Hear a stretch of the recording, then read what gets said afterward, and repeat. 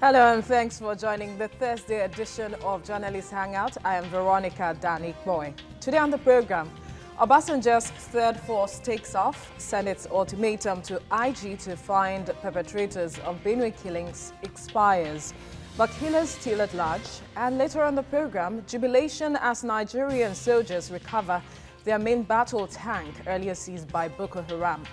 I will be hanging out with Babajide Kolade Otitoju, Chris Kehinde Nwandu, and Benga Onitilo. Gentlemen, thanks for coming on the show. Good evening. Thanks for having us. Well, Journalist Hangout starts now.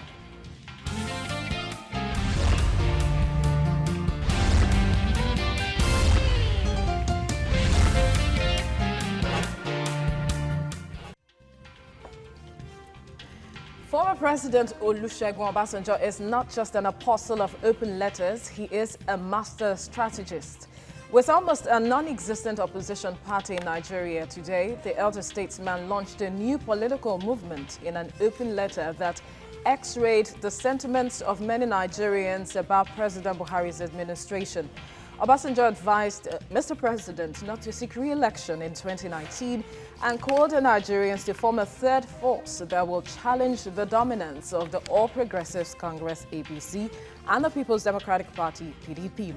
While opinions remain divided about the spirit of the letter, the political movement Obasanjo inspired was born on Wednesday. Politicians converged on Abuja to witness the historic unveiling of the movement. At least 30 opposition parties have agreed to join forces to vote out President Muhammadu Buhari in 2019. Is this a step taken in good faith? That's one question we'll answer as we progress. But Jide, I come to you now. This is former president or someone who tore his membership card with the PDP.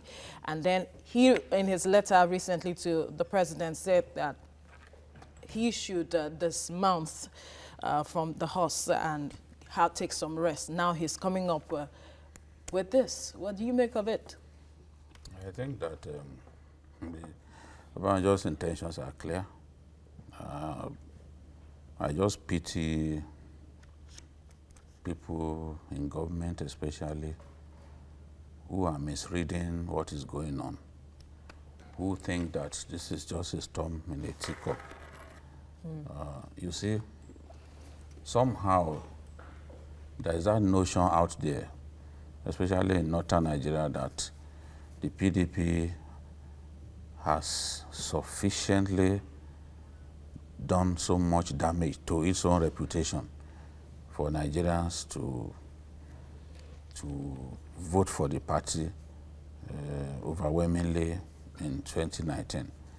But out there are those who believe that rather than the PDP going all out to slug it out with the APC, that the best way to kick Buhari out of power is to form another party that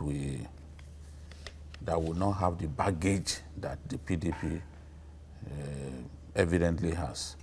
And many of the people who are thinking this way are in the APC, many are in the PDP.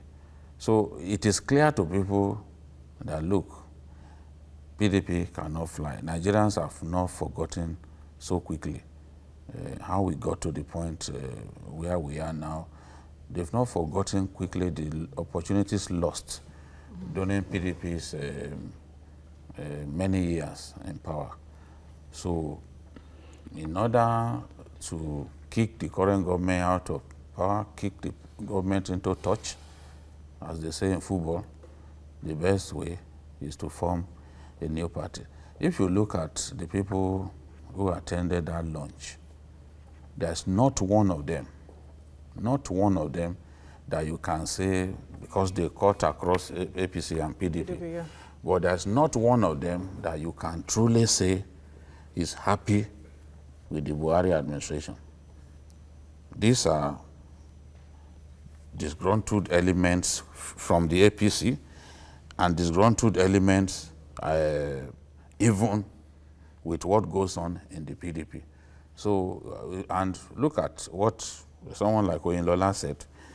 that he said, we are not yet a political party, but if we are going to metamorphose into a political party, it will be a collective decision. So he has left that open, as they say in diplomacy, no action ruled in, no action ruled out. Now, look at someone like Buba Galadima. Buba Galadima in 2011 was the chairman of Buhari's campaign back then in the CPC. But he's been marginalized by Buhari's aides, by the president's aide, so he has no access to the president. He's extremely bitter. Now he was part of this launch, and look at what he said at the launch. If the president wants to be re-elected, then he can show us empirical evidence that he has performed, that he has put food on the table, that he has managed to unify the country, that he has brought infrastructural development to the country. If those indices are not available, then he does not deserve a second term. So the point that I'm making is, all those who attended that launch are people who do not have any faith in this administration anymore. A lot of them are still in the APC. As you saw, there were big shots from both the APC and the PDP. A lot of them are still in the APC, but they are not happy with the administration. Oyinlola is still in the APC, but if you listen to what he said, he was saying that, look, Obasanjo was right, that Obasanjo has merely kind of roused us from our sleep to realize that this government needs to do better than it's doing. Right. And if this government wants to be re-elected, then certain things must be put in place. But we know the president hasn't come all out to say that is going to come out for 2019. Well, nobody will wait for him to say that he wants to contest before they start planning how to replace him. Because as we can see, time is of essence, and time is really not on their side. The APC was formed earlier.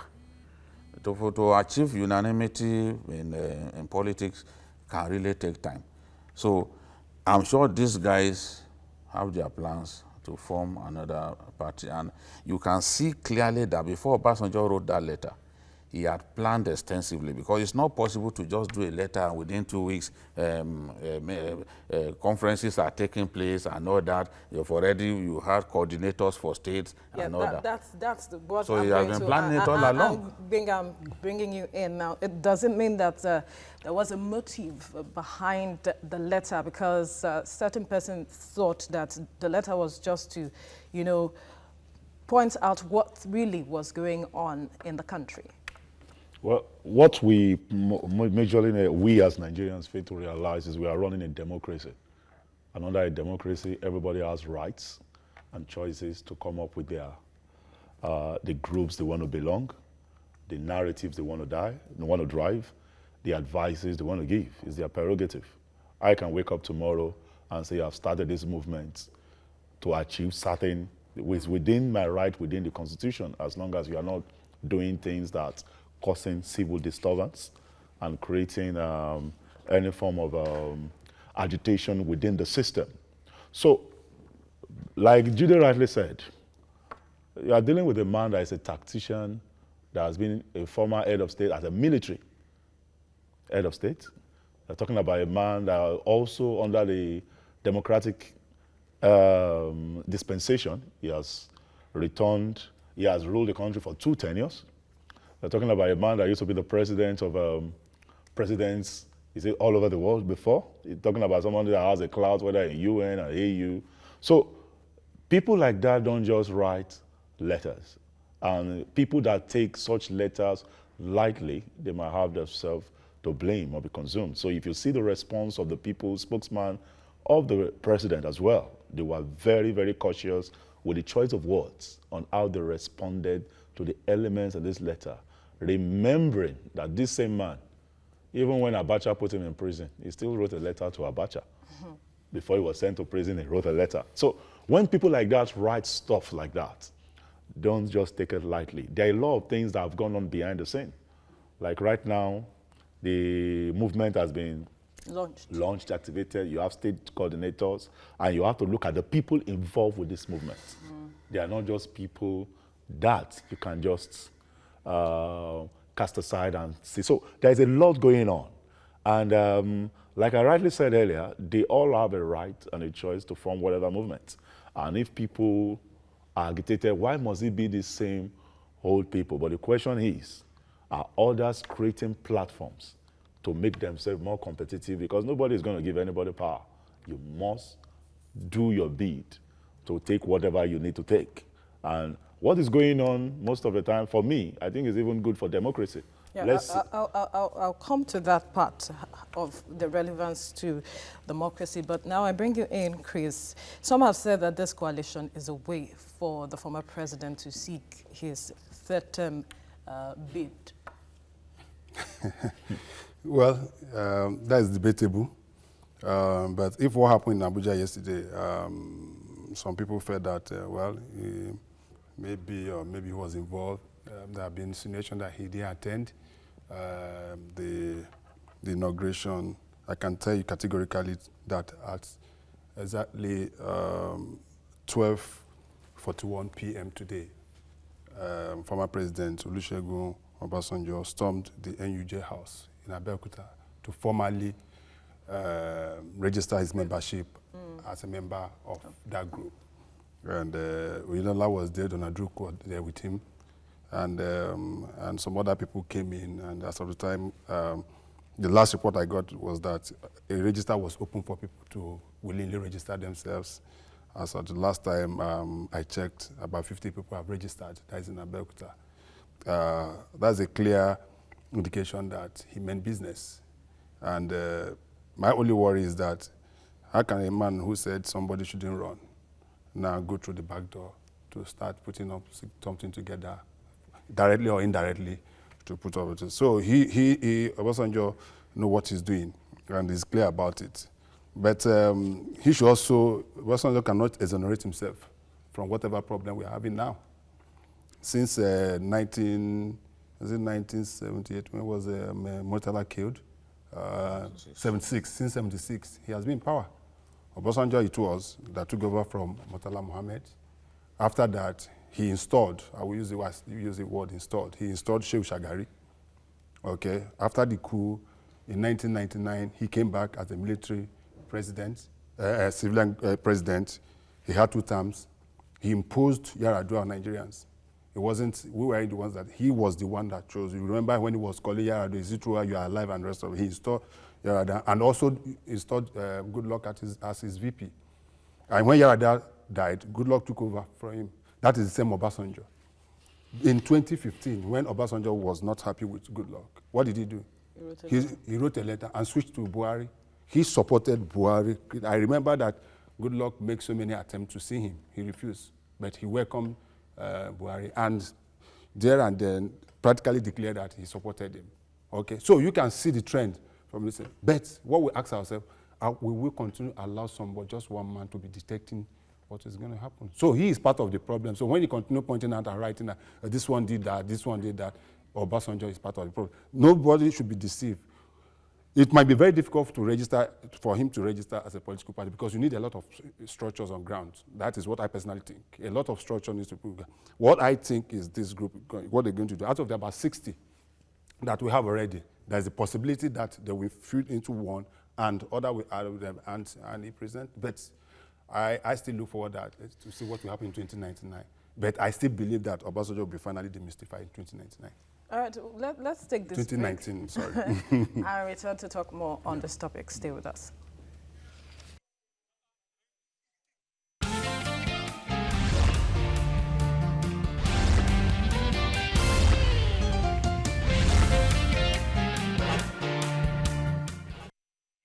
All right, you're watching the Thursday edition of Journalist Hangout, and we're looking at the takeoff of former President Olusegun Obasanjo's third force. Now, we went on break, and Chris talked about demystifying former President Olusegun Obasanjo by 2019. But certain persons have actually questioned his purpose or abilities in the country, as in how much more he can contribute to changing the narrative, so to speak, of the situation in the country and the kind of persons that he is aligning with, the person of Olagunsoye Oyinlola and Donald Duke? Yes, these are former, former members of the PDP. Called Donald Duke left the PDP for Labour Party. No one is sure exactly where he belongs now. Oyinlola left the PDP for APC. There is a clear denominator. You know, when you look at the people who attended that launch, at one time or the other, they were Obasanjo boys. They were either people who started the PDP with him, people who had always been in the PDP, people like Adamu Chiroma, they are part of this group.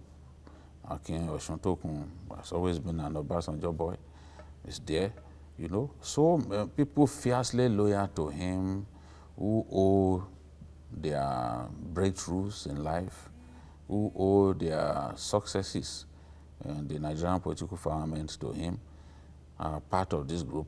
People like Sule Lamido, and even Rabiu Kwankwaso, who is angry with the way he's been treated in Kano. You know, remember, for the first time, he publicly criticized the presidency in form of a BBC Hausa program anchored by Yakase, Ibrahim Yakase, where he said, Abun, Ankula Shine, Dagapada and Shugaban Kasa, saying that the police decision to stop him from entering Kano Yeah. was actually taken from the presidency. So for a man of his stature to have gone out to say that Abun Ankula Shine, Dagapada and Shugaban Kasa, it means that he wants now to confront the presidency, because it's like he feels unwanted in the APC and now he's ready to go for broke. I said it a long time ago that it was a matter of time that Kwankwaso will leave the APC. Yes. I know that that time is getting close. So now, with his mind almost made up about the party, he showed up there. There is also Najatu Mohammed. Najatu Mohammed is the first woman to be elected as student union leader in Nigeria. He was elected student union leader of, in the Northwest, maybe you at the time. Now, she started as a strong Buhari supporter, but right now, Najatu Mohammed is not with Buhari. She also showed up at the event. So these are people who have one axe to grind or the other, with the current administration, who are not happy with the president. They may have been long-term supporters of the president, but clearly today they are not happy with the president. So they see in this movement an alternative to what the APC represents. Remember also the group that Obi Ezekwesili formed, the Red Card group. They are saying, we don't want APC, we don't want PDP, we need something new. So as we go on, we'll see people like Fela Drotoye, we'll see people like Tunde Bakari, you know, also identifying with this group, because what people have seen now is, look, the APC is formidable. It will take a mighty effort. It will take a coming together of people of disparate views, opinions, and all that to be able to dislodge the APC. All right, now I bring in Benga, but OBJ says that the prospect of the coalition does not constitute a threat worth worrying about. But from what Jide has said, is that what it is? Well, it's not a threat, as in destabilizing the country, but the goal and objective of it is out of a country that is going more of rudderless, that the captain has not been able to take charge of the direction where you steer the rudder based on all the elements that have been highlighted in the letter. And some people might have varying views or perception about what you think or feel about Obasanjo or whoever showed up at that event. But the question we should be asking ourselves, the issues that have been raised, have been highlighted, are there empirical evidences to say most of the things that every group that is coming up, like Jide has highlighted, all the things they are coming up with, are they the realities that we are faced with today? And I keep telling people, if Nigeria is going to evolve into what it's going to evolve into, it's not going to come through any political party the way it seems, as at today. If we really look at it, are the political parties that we have in place. PDP has been there for 16 years. Part of those that form the APC that we have today, MPDP, they are still part of the APC. Quite a lot of them came from the APC. They are still part of. So when people say 16 years of PDP, the question you ask yourself, look at yourself in the mirror. How many of them are in APC at the end of the day? So they are also parts of the rot. And where people have become so, how will I put it, disinterested even in governance.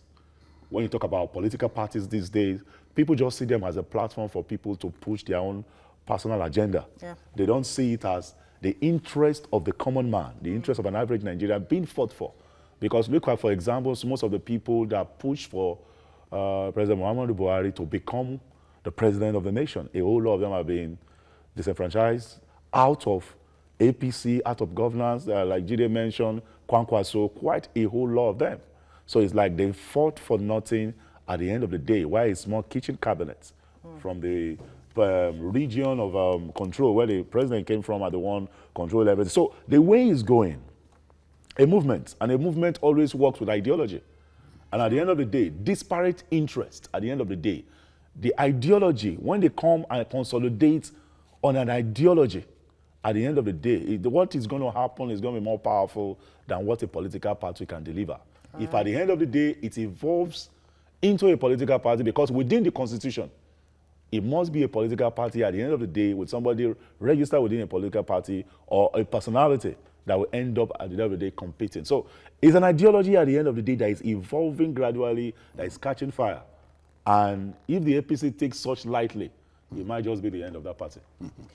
All right, Chris, this coalition seems to be gaining a lot of support from what we have seen so far. And like Jide said, it's made up of a lot of people who are not happy, both from the APC and the PDP. Is there much we should expect from this coalition come 2019? Because a lot of people are wondering, okay, how is this going to change 2019? Yes. You know, the slogan has always been change the change. Okay, if change changes the slogan, then definitely some people, just as they have rightly said, you cannot take an Obasanjo for one lightly, because he's a man who knows about war, quote and unquote. He knows what it takes to go to war, either as a soldier or as a civilian military man, whatever. And is one person that is unwavered. You know, what worries me, for me, it's a wake-up call for the present government. Don't forget, and you give it to him. Since the beginning of this administration, Obasanjo hardly criticized Buhari. He hardly does. Even when other people are saying all sorts of things, you see him every time. He's always going to Aso Rock to meet with the president and the rest of them. And I believe that during those periods, there must have been things, they've talked over and the rest of them. Some of the things he would have highlighted. I don't see him highlighting most of these things that he just pushed out. If he hadn't previously discussed them with the president or the president, because he has a one-on-one relationship with him. And that's why I try at times when people argue, I say, let us remove the message from the messenger. The fact is that most of the things he stated, is it right or are they right? And of course they are. He talked about nepotism, he talks about appointment, he talks about so many things that he touched on, and which ordinarily I believe this government should be able to look at. For me, as I said once again, it's a wake-up call, and the way it is rolling, and it's rolling like real wildfire. Okay, initially people thought it was a joke, but from what I have seen personally, Yesterday they rolled out the coordinators in all the geopolitical You could just hold the thought. Okay. We have Osita on the line calling from Kogi State. Osita, are you there? Yeah, good afternoon, Good afternoon. Go ahead with your contribution. Well, first of all, I want to thank Mr. Obasanjo for his good work he is doing on PVC. So my contribution is that the APC government should do something urgently to address the issue that OPJ put in the letter. With that, nobody can even defeat them come 2019. That is just my take. All right, thank you, Osita. So invariably, this is going to impact the 2019 election. It will. It's all about We have a roadmap now. All right. Okay, we have a real roadmap, and if APC had thought initially that the problem with APC, the problem APC was going to have was not PDP. I've always said it. PDP definitely wouldn't have been a problem for APC. The problem now is with what is rolling out, and it's catching wildfire. All right. Quickly, Jude, before we take a break, the question that was asked earlier is this a step taken in good faith, saying that this is part of what makes democracy thrive in any country? I was reading the APC statement where the party said, well, they do not see these guys as a threat, but that they are worried about some people who are desperate to take power. Politics is an interest-driven game. In this kind of environment, in this kind of game, it can't be a sin to be hungry for power. Because even our president chased power for many years, since 2003. Chasing power, and ultimately God delivered it into his hands. So that can be a bad thing to aspire to. So, and all I can say is movements, in most cases, become political parties. The ANC was a kind of movement meant to deliver freedom to the blacks in South Africa, anti-apartheid movement. But later on, it became a political party, a political party that eventually took power. So there can't be any other motive, behind this coming together of these fellows, if it is not to form a political party and ultimately take power. I look at the people in that group who attended that launch. I'm familiar with their dispositions, politically. I know that these are people who have always been in politics all their lives, and they are hungry to step back into the vortex of power. So these people will eventually form a political party. They will weigh up the options. If it will be in the interest of Nigerians will be the next question. But then, still to come, Senate's ultimatum to IG to find perpetrators of Benue killings expires. Killers still at large. Stay with us for details.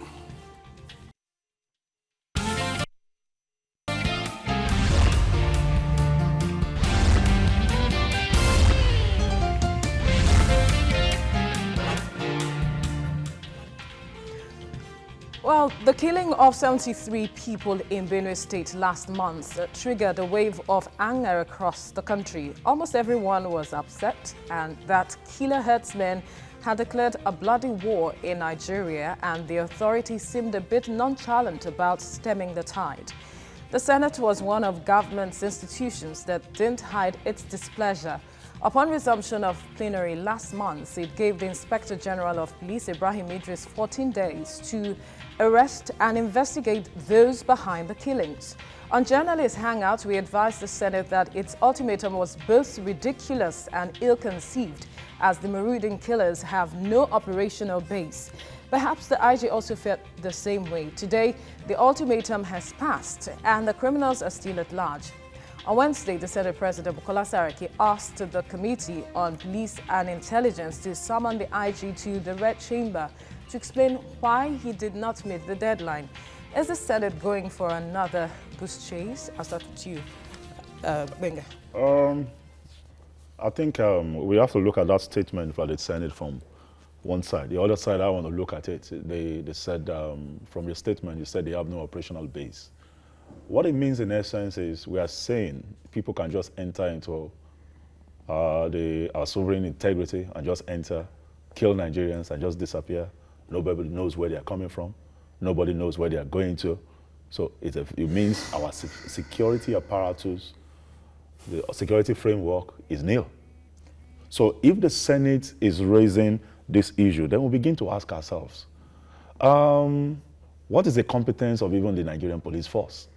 The competence of the IG? Even if they are issuing ultimatums, that's okay, within the 14 days, we all know how things work within this country. And it shows in itself, because till date, we have not had whether any arrests have been made. No. We have not had whether any intelligence have been gathered from where these people are coming from, where the arms proliferation are coming from, where they are getting their funding from. You know, at one point, the IG said it's a communal clash. Later, he changed it and said maybe people misinterpreted him. You still have the Minister of Defense coming forth to say it was the grazing pathway that have been here for ages. That's because people are now putting their stuff, and that's what's called. So when you begin to hear all those kind of statements, you begin to look at the capacity of the people presiding over the security apparatus of the states. It means we are very inefficient and weak in the area of intelligence. And so what the Senate is even demanding, I think hell will freeze over before they have the answer. Because as it stands right now, I think if it was a normal crime, this IG would have just stepped aside. If it were a normal crime, it would have just stepped aside, because if people enter into the through our borders and they can live at will and commit such heinous acts and just leave the country and nobody knows where they're coming from, where they're going to. So which means the primary responsibility of government to guarantee the security and welfare of the citizens. Under the Constitution, it means it's not guaranteed. It means we are open at any time. So what the Senate is asking for, like I said, hell will freeze over before that's going to happen, because we know how weak even funding. But then that doesn't mean they shouldn't ask questions. Yes, No, I'm not saying they should not ask questions. They should, but I feel that what is happening has gone beyond the Nigerian police. It has gone Should beyond it? Yeah, well, yes, to a large extent, it has gone beyond. Whether But it should should, it? it shouldn't. It shouldn't. But Yeah. it has, because it's obvious that the Nigerian police is completely disarmed. I've used that word, disabled. And secondly, you also look at it from the point of already there's some level of partisanship that's on the part of the people believing that the police have not been doing what they're supposed to do. If you put it side by side, the fact that just after the killing, some people came out to say, yes, we did this. You understand? The leaders of the came out and said, yes, it was because some of our cattle were killed and So rest why of weren't arrests that's made? where I'm saying, that's where I'm going to. Okay? I personally would have expected that should be the first point of investigation. They should have been invited for questioning, okay, and asked. If you say that, then definitely you know those behind this. We take it up from there, but none of them have been questioned. So that brings some level of then the IG himself, instead of facing the issues really, just as he rightly said, say it was a communal clash. Okay, he has already taken a position even before investigating. It was not only when he got to Benue, when the president asked him to go to Benue State, that he got there and started apologizing. Oh, we are very sorry. I'm sorry. I was misinformed, and the rest of them. And then he was deployed. And they were deployed. No, it was even the what's his name? The DC operations. Okay, that was deployed initially before the IG went there. You understand? So it was very, very difficult. The way it is presently, the police are complete. In fact, you have to know that some of the police they're already cycling the policemen. Some were killed recently. Yeah. Okay. So I think that what we need now is just a holistic look at the problem, not just only the police, the military. The Minister of Defense came out recently, and his statement was not in good faith, because that in itself is trying to escalate the situation as it is presently. All right, Jide, if we have to look at this holistically, we have to start from somewhere. Yes, calm has been restored, but that is not enough. Justice has to be served. I even have doubts that calm has been restored. There's not some people Because died. in Boko, 7 Fulanis were killed. Nasarawa, even Nasarawa then. Even while let's even limit it to Benue. Benue. Even while the IG was in Benue, pretending to be addressing the issue, killings were going on In the villages. while he was there. The headsmen or their militia continued the killings. So the IG has failed spectacularly to deal with this issue. And if you do not even, if you come along as someone with a very poor reading of what is going on, there is no way you will solve the problem. Because if you look at this situation and you are saying, oh, this is a communal clash, that means you don't know, or you are pretending not to know the nature of the crisis. And if you go to that place with that kind of mindset, clearly in my heart, you have no intention of solving the problem. Then, of course, the DSS came with a very shambolic and ridiculous claim that it was the ISIS. ISIS will come into Nigeria and be cherry-picking villages to attack. ISIS. Whereas we were told that people's cattle got stolen and all that, in a manner that would suggest to any right-thinking person that these killings were in response to something done to the headsmen that they were not happy about. The headsmen don't just go into communities to kill people. It's either you kill their cattle or you stole their cattle, because sometimes farmers poison their cattle. If you allow your cattle to trample on people's farmlands and they watch what they've done throughout the year destroyed, they will poison your cattle. And when you poison their cattle, they come back and kill people in that village. So they don't just come into communities to kill people. So ISIS will see big towns like Abuja, an international terrorist group like ISIS, probably, clearly now the #1 terrorist group in the world, will now be going to some run-down villages and be killing people in tents and unknown. I mean, people must learn to tell Nigerians what cannot be faulted. Because in this case, now, if it is ISIS, then why are you disarming people who want to defend themselves against ISIS? If it is ISIS that's behind this, because now the IG is saying that all police commissioners in the states should go and disarm militias, and it was saying that state government should stop the habit of arming militia groups, that it is only the police that have the power to carry weapons and all that and to protect the people. So you should actually be happy that people are arming themselves against ISIS.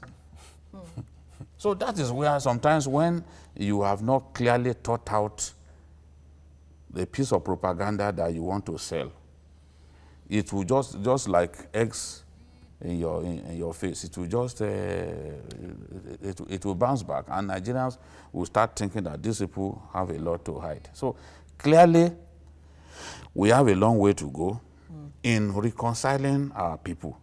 The killings have to stop. I don't even like the reference to Benue, because as we talk, people are being killed in Taraba, people are being killed in Adamawa. The killings have continued in other parts of the country. This is a national problem. To now just be talking about Benue killings as if this is limited to Benue, it's not.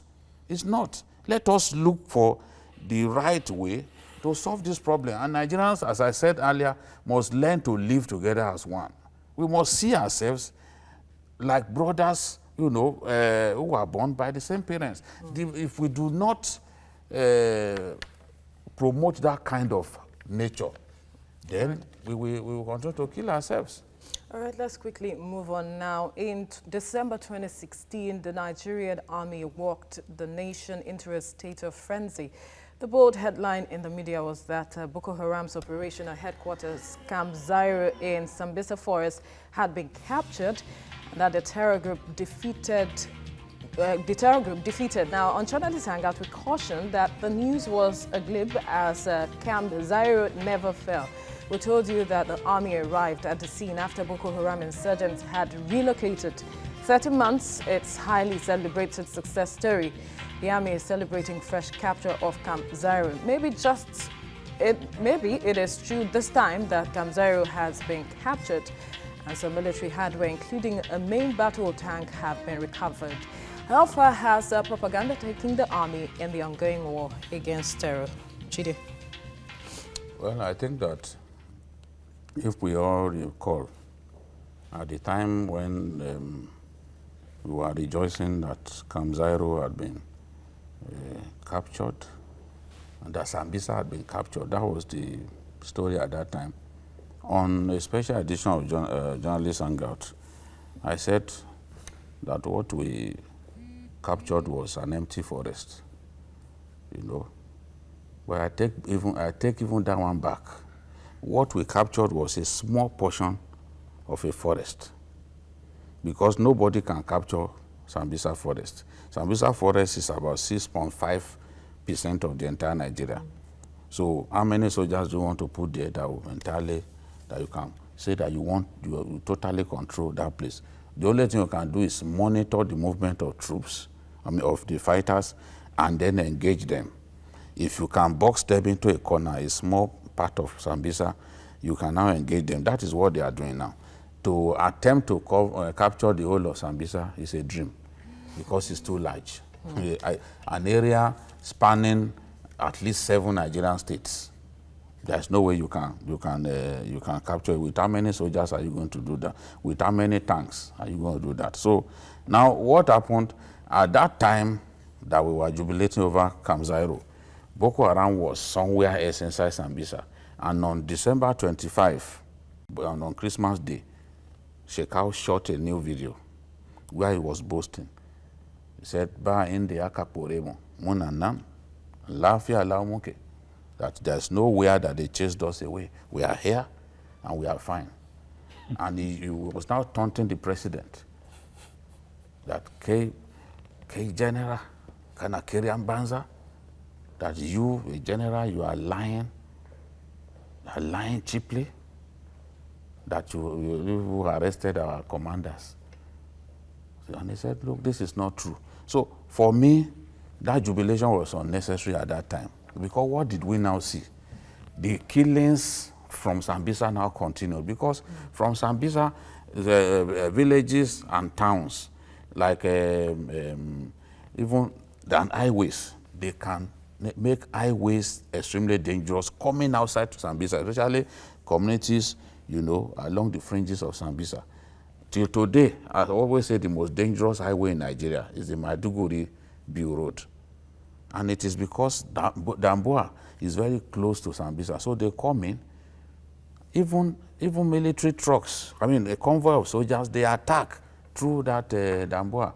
You are not safe even if you are under military escort, because we've seen people even kidnapped while being escorted by the military. What they do is, the soldiers will be at the end of the long convoy of traders going from town to town. Then, at the beginning, they will push soldiers. So what Boko Haram does is they will attack the middle. But because we save cover of very long vehicles, once they attack the middle, they seize some trucks that they need loaded with food. They divert those trucks into the bush and kidnap people. Those women, the Lassa women, this was the way they were kidnapped. It wasn't like they were not, they didn't have escort. They had escort. The oil workers had escorts. But it didn't stop Boko Haram from attacking the escorts and killing 18 soldiers. And then taking people into the bush, kidnapping people. So this is the situation. I'm happy with what is going on now. They are really hitting Boko Haram hard at this time. But I also got a piece of information that they've chased them out of Sambisa. This is something that I don't like to hear. Because that's something because the question is, okay, where are they? Where are the Chibok girls? More than 100 of them are still in their hands. Where are they going to hide them? Because before you know it now, you will go and shoot another video. And you will see the vegetation consistent with Sambisa vegetation. You will know clearly that this is Sambisa. I've been to Sambisa. All right. So I know how the vegetation is like. Benga, now, so how then do we measure the military's effort in the fight against Boko Haram with this kind of propaganda? Yeah, I think how you measure it is when the cities they have taken over, when people return to those cities, and you don't see any sinister attacks going on. But the question you begin to ask yourself, have people returned to these cities? When we say we have taken over the cities, they are secured, the IDP camps, are people left? People are even more comfortable. They would rather stay there than go to those cities. So it's the development of those cities or local government that the military have told us have been taken over. Are development going on in those cities? Are people relocated there? Are the schools up and running? Are the local governments up and running? That is the way you will measure it. It's beyond just telling people, but are people return back to the normal life, normal way of living? If we can't find those things in place, then there's still a lot of... I mean, the insecurity is still... It's still, huh? So if people are not comfortable going back, then it means there's still a lot that needs to be done. So that's how you measure it. You don't measure it just by the spokesman of the military coming to talk. But really, let Associated Press, let Nigerian Press, let them all go there and let us show us report. It's not the military that should be reporting, scoring itself. They won't allow us to. And they won't allow you to do that. Yeah. So yes, with the problem with our military, probably we'll narrow it down to the army. As far as the war against Boko Haram is concerned, they're always quick to celebrate. And that's the problem. They are always quick to celebrate. You don't just go on the celebration galore every time and say, oh, you've done this, you've done that. Remember what happened? It was last year or so when the Chief of Army Staff gave a standing order that within 40 days that they must capture Shekau. And then he gave a he gave another fresh 40 days that he must be captured. And you don't a military chief doesn't talk like that. You don't talk that way. You don't even fight insurgency. You don't even fight insurgency. You don't fight insurgency on the pages of newspapers, on television, radio, and rest. That is not. No, the people have said he said that to encourage it. But what we are seeing is that there's just like he rightly said, people have been killed. In fact, yesterday there was a bomb attack at an IDP camp, and 5 people were killed, 39 injured. These are still remnants of that. And many of them, out of that 39, many of them. So even within the ID camp, where they're supposed to be secure, they are not secured. Quickly, if you could hold the thought, we have Abdul on the line, calling from Niger State. Abdul, are you there? Yeah, I'm there. Go ahead with your contribution, please. Thank you very much. I just want to make a little contribution. Yep. Towards this movement. This is about a movement. Most of people in that movement are people that need a background in politics from their state. People like Buba Galadima are not British. Buba Galadima cannot believe in his word in Kano. Buba Galadima cannot believe in his word. Most of people are there, people like Olabuso are even in it. Some of our people are there, some of my colleagues, our friends are there in that movement, and they cannot believe in their household. So that movement, I don't know how it's going to work. Mostly people from northern Nigeria, most of the people that are from northern Nigeria that I know in that group. I'm invited to that group. I'm supposed to be there with them, but most of the people I know from that group cannot win even their households. So that's why I have full respect for that movement. Thank you very much. Thank you, Abdul, for your contribution. Yes, so as I was saying, now this also have even gotten better because recently the military has acquired a lot of equipment, arms, fighter jets and the rest of them. So I think there should be more tactical. We should concentrate on fighting the war. The war should be fought with origins, not by propaganda. We don't need this kind of propaganda. Okay, we don't need it. You only engage in propaganda when you are effectively on control of what you're doing. But when you put propaganda, to engage in propaganda. Propaganda is part of warfare. It is. You don't take that away. US do it a lot, and even see what is happening in Syria. You say that's what I'm saying.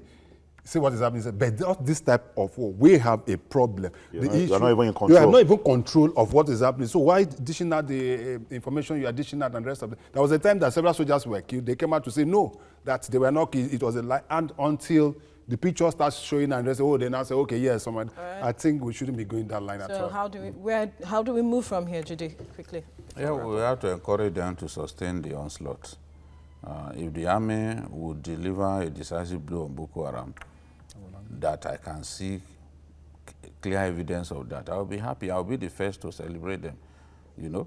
But we have not reached the point when we can say we have won the war. If we are saying we have won the war, Even technically? no, there's nothing. It is not boxing. If in military, you don't talk about technical victory. In fact, Alhaji Lai Mohammed, who was the author of that phrase, has changed it. Technically withdrawn. He changed it to substantially degraded. Oh. So it's no longer technical victory. There's nothing like that in the military. If you deliver a decisive blow, you've delivered it. When the Sri Lankan army defeated Tamil Tigers after 25 years of fighting, everyone saw that was the end. Today, there's nothing like Tamil Tigers anymore. True. 25 years they were fighting. Yeah. And then they captured they killed the leader of the group, and that was the end, you know? So when people even say, oh, terrorists can be defeated, this and that, that is evidence that terrorists can be defeated. So we saw clearly the defeat of Tamil Tigers. When we are going to defeat Boko Haram, because I'm certain that we will defeat them, Nigeria and Cameroon are working a lot better now. And we are getting weapons. The Chief of Army Staff traveled to South Africa, and he's been promised weapons to fight these people, which is a good news. The Air Force too, they are going to receive weapons from America. They've received some weapons from even Pakistan, so they are working hard. Even the unmanned area vehicle that was disused for so long, the Chief of Air Staff has found Nigerian engineers who repaired that drone. Remember, the Chinese said we should bring humongous sum of money, but the Chief of Air Staff looked within and found Nigerian engineers. Our people are brilliant. We just don't appreciate ourselves. And they repaired that drone. That drone has been repeatedly killing Boko Haram fighters in the last few weeks. You will see some videos of Boko Haram fighters in their gun trucks being bombed by this unmanned area vehicle. So I know that their end will soon come. When it will come, I cannot say. I know also that while we are, because he was talking about some communities that when are people going to resume? I think it was Benga. Yes. Return home. The issue is a lot of we have captured all local government headquarters, but these boys still remain in the hinterland. Anybody who is from Maiduguri, who knows his way around, will confirm this to you. The boys are still holding territories in the hinterland. We don't have enough troops to defend every community in Nigeria. And Maiduguri is very big. Even one local government in Maiduguri is bigger than a state in Nigeria. Yes. Magumeri local government is bigger than the biggest state in Southeast Nigeria. All right, we can only hope for the best. Yes, Thank you, gentlemen, for coming on the show today. Well, that's all on Journalist Hangout. Join us tomorrow for another interesting episode of the program. Watch the repeat broadcast tonight at 11. You can also watch Journalist Hangout on other platforms showing on the screen and on YouTube at youtube.com/TVC News Nigeria. Our feedback channel is Journalist Hangout at tvcnews.tv. I'm Veronica Danik Boy. Bye for now. God bless Nigeria.